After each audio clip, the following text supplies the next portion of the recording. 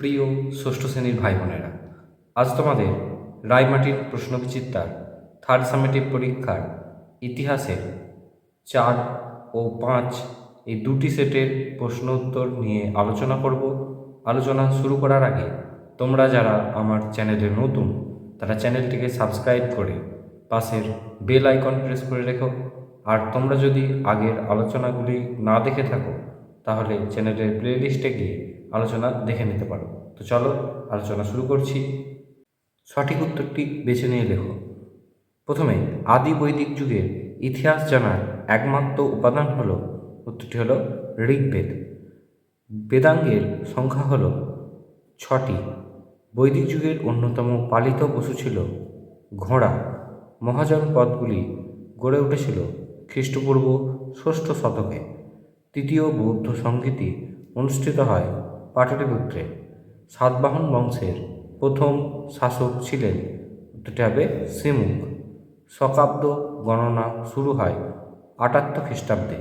কারসাপন ছিল বহু প্রচলিত এক ধরনের মুদ্রা। গুপ্ত যুগে ধর্মীয় উদ্দেশ্যে জমিদানকে বলা হতো অগ্রহার ব্যবস্থা। তক্ষশিলা যে মহাজন পদের রাজধানী সেটি হলো গান্ধার। পরের প্রশ্ন, পঞ্চম বেদ হলো, উত্তরটি হবে মহাভারত। পরের প্রশ্ন, মৃচ্ছকটিকম এর রচয়িতা হলেন শূদ্রক। সেন্ট থমাস খ্রিস্টধর্ম প্রচারের জন্য ভারতীয় উপমহাদেশে এসেছিলেন, উত্তরটি হবে গন্ডোফার্নেসের আমলে। মিহিরকুল ছিলেন একজন হুন নেতা। মেগালিথ কি? মেগালিথ হলো বড় পাথরের তৈরি সমাধি। বলি কি? বৈদিক যুগে নিরাপত্তার জন্য স্বেচ্ছায় যে কর রাজাকে দেওয়া হতো তা বলি নামে পরিচিত। অথর্ববেদের বিষয়বস্তু কি? অথর্ববেদের বিষয়বস্তু ছিল চিকিৎসা বিষয়ক আলোচনা। খ্রিস্টপূর্ব 6ষ্ঠ শতকের একটি রাজতান্ত্রিক মহাজন পদের নাম লেখো। একটি রাজতান্ত্রিক মহাজন পদ হল মগধ। পার্শ্বনাথ কে ছিলেন? উত্তরটি হবে জৈন ধর্মের 23তম তীর্থঙ্কর ছিলেন পার্শ্বনাথ। পরের প্রশ্ন, কোন মৌর্য সম্রাট এর উপাধি ছিল দেবনামপ্রিয় প্রিয়দর্শী? উত্তরটি হবে অশোকের। মেগাস্থেনিস রচিত গ্রন্থের নাম কি? উত্তরটি হবে ইন্ডিকা। গাথা সপ্তশতী কে রচনা করেন? উত্তরটি হবে সাতবাহন রাজ হাল। সুয়াংজাং তার লেখায় ভারতবর্ষকে কি নামে অবহিত করেছেন? উত্তরটি হবে ইন্তু নামে অবহিত করেছেন। অশ্বঘোষ রচনায় নাম কি? অশ্বঘোষের রচনা হলো বুদ্ধচরিত।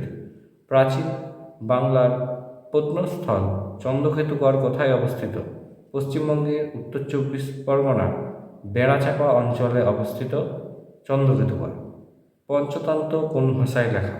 উত্তরটি হবে পঞ্চতন্ত্র সংস্কৃত ভাষায় লেখা। কিউনিফর্ম কি?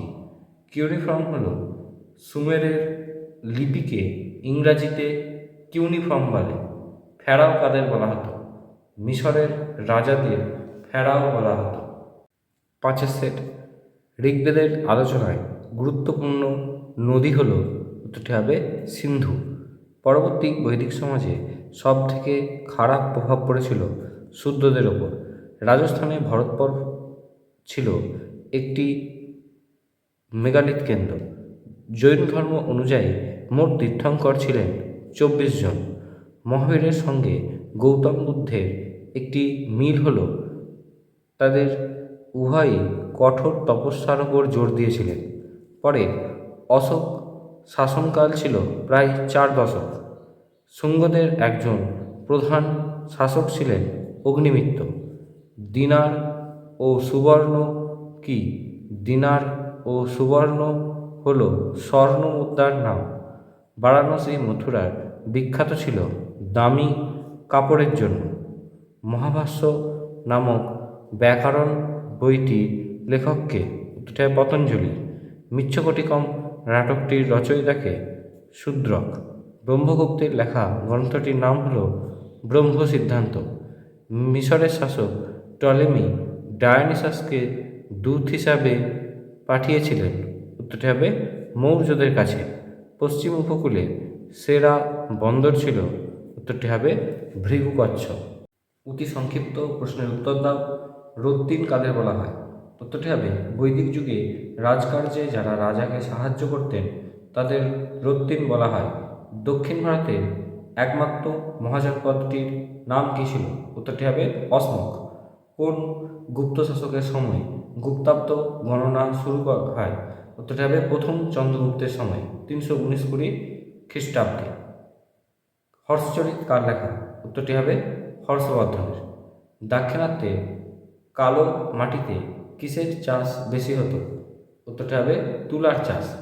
তামিল সাহিত্যের একটি মহাকাব্যের নাম লেখো।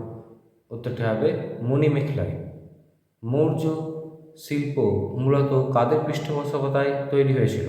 মৌর্য শিল্প মূলত শাসকদের পৃষ্ঠপোষকতায় তৈরি হয়েছিল। পার্সোপোলিস নগরী কে ধ্বংস করেন? উত্তরটি হবে আলেকজান্ডার পার্সোপোলিস ধ্বংস করেছিলেন। বেমানান শব্দটি খুঁজে বের করো। রাজসোয়া, অশ্বমেধ, সমাবর্তন। এটি হবে সমাবর্তন। পরে বেমানানটি হবে বৈশালী, তারপরে বেমানান মেগাস্থেনিস, পরে মাদুর এবং শেষেরটি হবে অমরকোষ। এরপরে দেখো স্তম্ভ মেলানো করে দেওয়া আছে। দেওঘর, দশাবতার মন্দির, চরক সংহিতা হলো চিকিৎসাশাস্ত্র, আইহোল প্রশস্তি, রবিকীর্তি, সেলুকাস নিকেটর, আলেকজান্ডারের সেনাপতি। আজকের আলোচনা এই পর্যন্তই। দেখা হবে পরবর্তী ভিডিওতে।